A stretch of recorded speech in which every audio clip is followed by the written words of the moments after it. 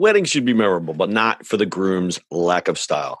That's why our friends at the Black Tux rents suits and tuxedos that you'll love wearing at your wedding. So if you wind up getting featured on a list of 23 epic wedding fails, or say your reception table catching fire, your DJ playing Let's Get It On during the father-daughter dance, at least you know you'll look good for your close-up. Listen, guys stress about weddings too. Me, I've never been married, but I've had to rent quite a few bad tuxes in my day. Those rental stores, they're just renting you a penguin costume for the day. It's uncomfortable, it never looks right, and that giant bow tie, that's got to go. It's a big day. You got to have some style. So go to theblacktux.com. Check out their tuxes. Let me tell you, now you're dressing in style. They've even got a groom's guide with helpful tips for the groom who might be feeling a little overwhelmed by the whole getting married thing, if you know what I mean. But the best part about the Black Tux is that they have an easy online ordering process that brings your suit or tuxedo straight to you. Just pick a style at theblacktux.com and request a free home try-on so you can feel the fit and quality before you commit. And if online isn't your style, they have showrooms all over the country where you can find your fit and plan your look. From there, they'll ship your order 2 weeks before your wedding so you can check it out one last time. Talk about commitment. Over 5,000 five-star reviews across Wedding Wire, The Knot, and their own website. They all agree you won't find another rental experience or designs like the ones you'll find at the Black Tux. Grooms, if you want your wedding to be remembered for the right reasons, visit theblacktux.com/listen. That's theblacktux.com/listen for $20 off your purchase. Walk, don't run to theblacktux.com/listen to find a look for you and your crew. Theblacktux.com, formal wear for the moment. It's the E-Commerce Minute, your daily dose of e-commerce, tech, and retail news with your hosts, Bart Mraz and John Suter. The E-Commerce Minute is a production of Sumo Heavy, a digital commerce consulting firm in Brooklyn, New York, and Philadelphia. Find us on the web at sumoheavy.com. It's E-Commerce Minute, episode 332. In today's episode, Alibaba Space Egg Hotel Room Service Robot. Alibaba AI Labs, which develops Alibaba Group's consumer AI products, said it will introduce a robot for the hospitality sector, making it the latest in a series of hotel-specific robots that make deliveries to guests in order to free up human staff for more complicated tasks. The robot is called Space Egg and is designed to act like a robot porter used to ferry items around hotels to guests.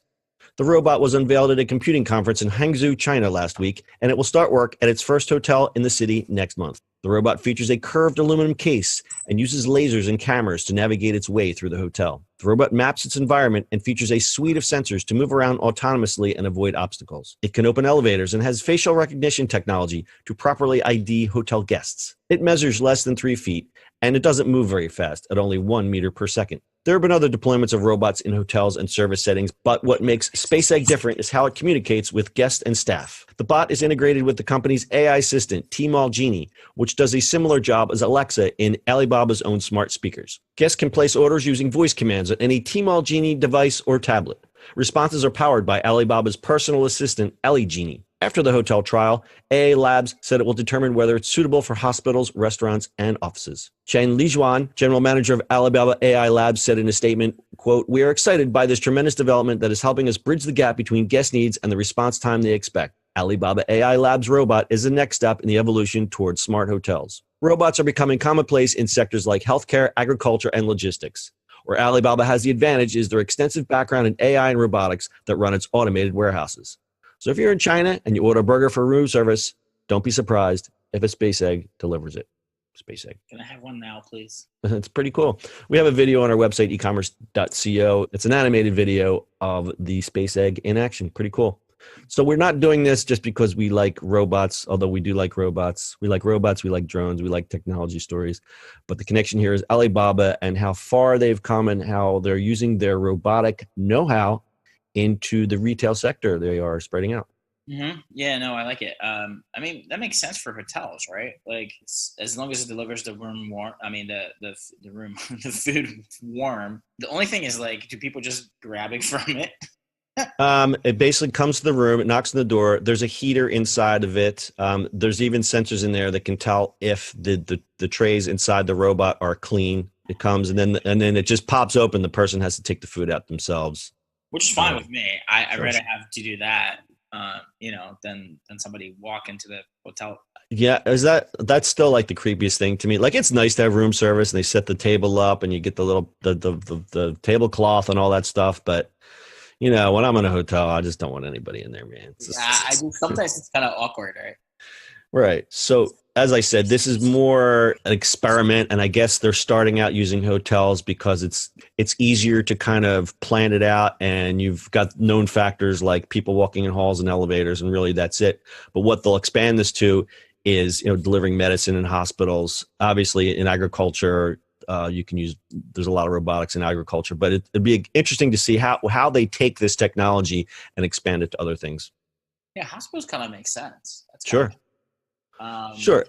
I mean, hospitals and hotels where you've got a lot of people running around doing repetitive tasks, wasting a lot of time and a lot of energy just going back and forth. Yeah.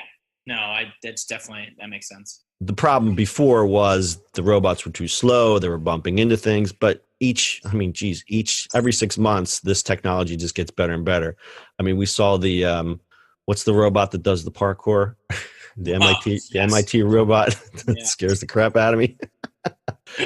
So this wasn't the first hotel robot. Hilton was supposed to do, they were teaming up with IBM to do a Watson-enabled robot called Connie. I don't know where they get the name Connie from.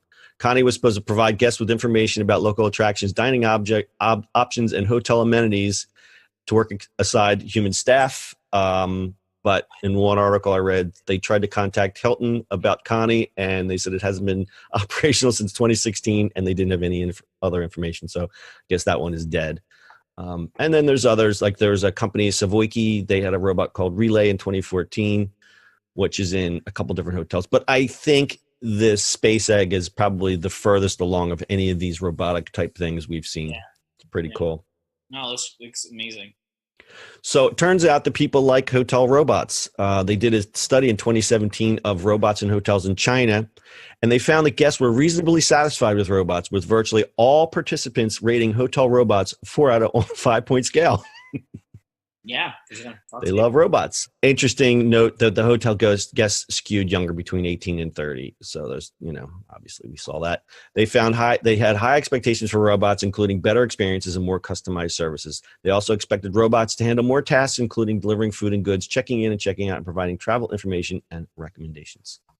Pretty cool. So the robot industry is still young, growing. According to the International Federation of Robotics, the global service robotics market is expected to grow 20 to 25% from 2018 to 2020, with sales valued at $27 billion with a B. So, yeah, I mean, robotics makes sense in a lot of industries. Obviously, in warehousing, which is related to e-commerce, which is why we're kind of talking about this story. But Alibaba really, they're really expanding and kind of using their knowledge to expand into other fields. Cool. All right. Got anything else? Where's my robot now? Where's my Space Egg with my hamburger? All right. Full show notes are at ecommerceminute.co. You can kind of check out that animated video from Alibaba of the Space Egg. And that is your e-commerce minute for today. We'll see you on the internet tomorrow. Where's my Space Egg? Where's my Space Egg? Where's my Space Egg? Where's my Space Egg? That's it for today's show. If you like the show, do us a favor and subscribe, or leave us a review on iTunes.